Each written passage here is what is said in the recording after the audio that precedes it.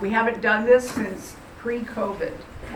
because we were lacking a place to do it, and then also some of the places we used to do it, we had to carpool in, so then we couldn't put people in the cars. So, you know, we couldn't do this if it were not for the photographers that let us use all their beautiful photos.